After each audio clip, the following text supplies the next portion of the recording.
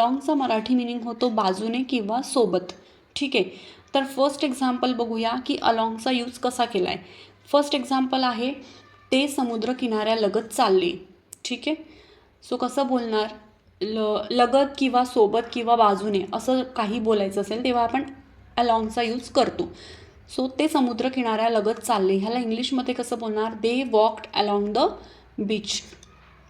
They walked along the beach, right. Next sentence आहे, आम्ही महामार्गावरून चाललो. इंग्लिशमध्ये कसं बोलणार, we drove along the highway. We drove along the highway, right. Next example आहे, गाडी रस्त्यालगत गेली.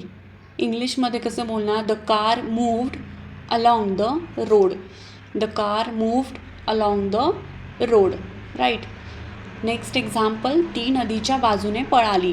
कसं बोलणार, she ran along the river. She ran along the river, right.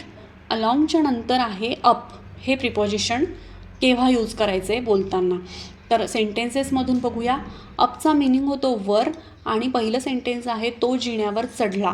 कसं बोलणार, he climbed up the stairs. He climbed up the stairs. Okay. फुगा आकाशात वर गेला. कसं बोलणार, the balloon went up in the sky. Okay. Next example, ती डोंगरावर चढून गेली. इंग्लिशमध्ये कसं बोलणार, she ran up the hill.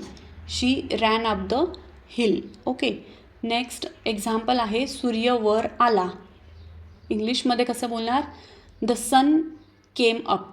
The sun came up, right.